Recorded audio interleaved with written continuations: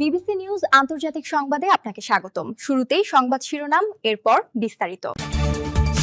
যুক্তরাষ্ট্রের কাছে ২০ বছরের নিরাপত্তার গ্যারান্টি চান জেলেনস্কি। ইরানে ধর্মনিরপেক্ষ ও গণতান্ত্রিক রূপান্তরে নেতৃত্ব দিতে চান নির্বাসিত রেজা পাহলভি। বিএনপি কি নতুন ভূরাজনৈতিক অধ্যায়ের সূচনা করতে পারবে? সস্তা তামাশায় পরিণত হয়েছে রাজনীতি, ট্রাম্পের বর্ণবাদী ভিডিওর জবাবে ওবামা। এতক্ষণ শুনছিলেন সংবাদ শিরোনাম, এখন বিস্তারিত। আপনি যদি মুসলিমদের পাশে থাকতে চান তাহলে ভিডিওতে লাইক করে চ্যানেলটি অবশ্যই সাবস্ক্রাইব করে দিবেন এবং কমেন্টে জানিয়ে দিবেন আপনার মূল্যবান মতামত। এখন বিস্তারিত। যুক্তরাষ্ট্রের কাছে ২০ বছরের নিরাপত্তার গ্যারান্টি চান জেলেনস্কি। ইউক্রেনের প্রেসিডেন্ট ভলোদিমির জেলেনস্কি বলেছেন, তার দেশ কিয়েভ ও মস্কোর যুদ্ধ বন্ধে শান্তি চুক্তিতে সই করতে প্রস্তুত। তবে যুক্তরাষ্ট্রকে ২০ বছরের নিরাপত্তার গ্যারান্টি দিতে হবে। এই সময়ের মধ্যে ইউক্রেনে কোনো রকম হামলা চালাতে পারবে না রাশিয়া। এমন নিশ্চয়তা পেলেই কেবল শান্তি চুক্তি হতে পারে। শনিবার ১৪ ফেব্রুয়ারি মিউনিক নিরাপত্তা সম্মেলনে বক্তব্য দেওয়ার সময় জেলেনস্কি রাশিয়ার সঙ্গে যুদ্ধ শেষ করার লক্ষ্যে যে কোনো ত্রিপক্ষীয় চুক্তিতে এই গ্যারান্টি দেওয়ার আহ্বান জানান। আগামী মঙ্গল ও বুধবার জেনেভায় ইউক্রেন রাশিয়া যুক্তরাষ্ট্রের তৃতীয় দফার ত্রিপক্ষীয় শান্তি আলোচনা নির্ধারিত আছে। জেলেনস্কি জোর দিয়ে বলেন, ইউক্রেন যেন অন্তত ২ দশক রুশ আক্রমণের শিকার না হয় তা নিশ্চিত করতে তার একটি আইনগতভাবে নিশ্চিত নিরাপত্তা চুক্তি প্রয়োজন। তবে রাশিয়ার সঙ্গে যুদ্ধ শেষ করার ক্ষেত্রে জেলেনস্কি অভিযোগ করেন যে মার্কিন প্রেসিডেন্ট ডোনাল্ড ট্রাম্প কেবল ইউক্রেনকে ছাড় দিতে বলছেন, রাশিয়ার দিকে তার মনোযোগ নেই। ট্রাম্প শুক্রবার সাংবাদিকদের বলেছিলেন, রাশিয়া একটি চুক্তি করতে চায়, এজন্য জেলেনস্কিকে দ্রুত পদক্ষেপ নিতে হবে, অন্যথায় তিনি একটি বড় সুযোগ হারাবেন। ইউক্রেনের প্রেসিডেন্ট বলেন, মনে হচ্ছে আলোচনার পক্ষগুলো সম্পূর্ণ ভিন্ন ভিন্ন বিষয় নিয়ে এগোচ্ছে। তবে তিনি আশা প্রকাশ করেন যে আসন্ন জেনেভা আলোচনা গুরুত্বপূর্ণ হবে এবং রাশিয়ার সঙ্গে একটি দীর্ঘমেয়াদী শান্তি চুক্তি নিয়ে। ইরানে ধর্মনিরপেক্ষ ও গণতান্ত্রিক রূপান্তরে নেতৃত্ব দিতে চান নির্বাসিত রেজা পাহলভি। ইরানের ক্ষমতাচ্যুত শেষ শাহের নির্বাসিত ছেলে রেজা পাহলভি বলেছেন, তিনি দেশটিতে একটি ধর্মনিরপেক্ষ গণতান্ত্রিক ভবিষ্যৎ গড়ে তোলার জন্য নেতৃত্ব দিতে প্রস্তুত আছেন। ইরানে ক্ষমতার পরিবর্তন হওয়াটাই সবচেয়ে ভালো উপায় বলে মার্কিন প্রেসিডেন্ট ডোনাল্ড ট্রাম্পের মন্তব্যের পর শনিবার ১৪ ফেব্রুয়ারি জার্মানির মিউনিখে এক সমাবেশে কথা বলেন তিনি। ইরানের সঙ্গে উত্তেজনা কমাতে দেশটির সরকারের সঙ্গে কূটনৈতিক আলোচনা চালিয়ে যাচ্ছে যুক্তরাষ্ট্র। শনিবার সুইজারল্যান্ড বলেছে, আলোচনায় মধ্যস্থতাকারী হিসেবে ওমান সরকার আগামী সপ্তাহে জেনেভায় নতুন দফা বৈঠকের আয়োজন করবে। আর এর মধ্যেই রেজা পাহলভি ইরানে নেতৃত্ব দেওয়ার আগ্রহ প্রকাশ করলেন। রেজা পাহলভি ১৯৭৯ সালে ইসলামী বিপ্লবের আগে ইরান ছেড়েছিলেন, তারপর আর দেশে ফেরেননি। তিনি এখন যুক্তরাষ্ট্রে বসবাস করেন। শনিবার মিউনিখে প্রায় ২ লাখ সমর্থকের সামনে বক্তব্য দেন রেজা পাহলভি।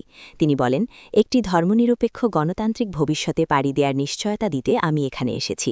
রেজা পাহলভি আরও বলেন, আপনাদের জন্য রূপান্তরের নেতা হিসেবে ভূমিকা রাখতে আমি অঙ্গীকারবদ্ধ, যেন একদিন আমরা ব্যালট বাক্সের মাধ্যমে গণতান্ত্রিক ও স্বচ্ছ প্রক্রিয়ায় আমাদের দেশের ভাগ্য চূড়ান্তভাবে নির্ধারণ করার সুযোগ পাই। এ সময় উপস্থিত জনতা জাভিদ শাহ দীর্ঘজীবী হোক স্লোগান দিচ্ছিলেন। তারা সিংহ ও সূর্যের ছবিযুক্ত সবুজ, সাদা ও লাল রঙের পতাকা ওড়াচ্ছিলেন।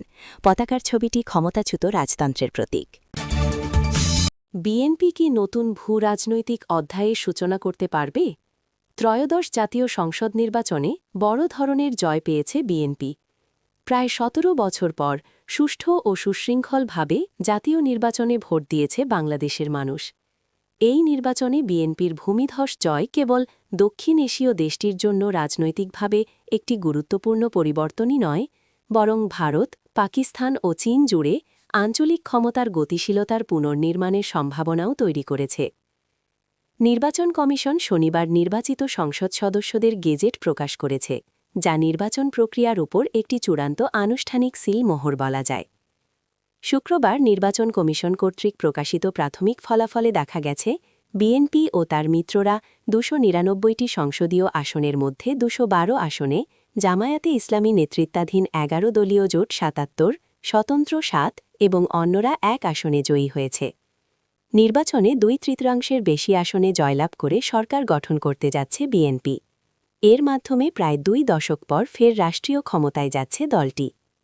প্রায় ২ দশকের মধ্যে বাংলাদেশ প্রথমবারের মতো সত্যিকারের প্রতিযোগিতামূলক নির্বাচনের আস্থা অর্জন করতে সক্ষম হয়েছে।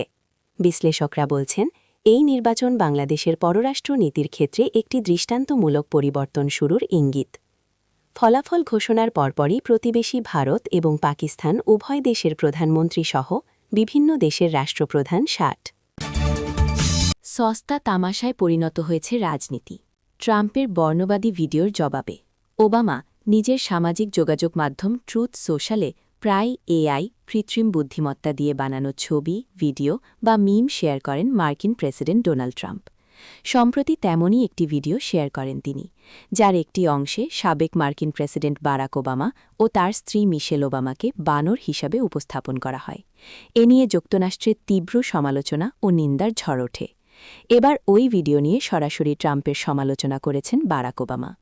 তিনি ট্রাম্পের এমন কর্মকাণ্ডকে মার্কিন রাজনৈতিক শিষ্টাচারের চরম অবক্ষয় হিসাবে অভিহিত করেছেন। ওবামা বলেছেন, রাজনীতি এখন একটি ক্লাউন শো বা সস্তা তামাশায় পরিণত হয়েছে। রোববার ১৫ ফেব্রুয়ারি রাজনৈতিক বিশ্লেষক ব্রায়ান টাইলার কোহেনকে দেওয়া এক পডকাস্ট সাক্ষাৎকারে তিনি এ কথা বলেন। পডকাস্টে ওবামা বলেন, যারা একসময় পদের মর্যাদা এবং শিষ্টাচারকে সম্মান করত, তাদের মধ্যে এখন আর কোনো লজ্জা নেই। আমেরিকার রাজনৈতিক আলোচনা এখন যে পর্যায়ে নিষ্ঠুরতায় গিয়ে ঠেকেছে তা আগে কখনো দেখা যায়নি।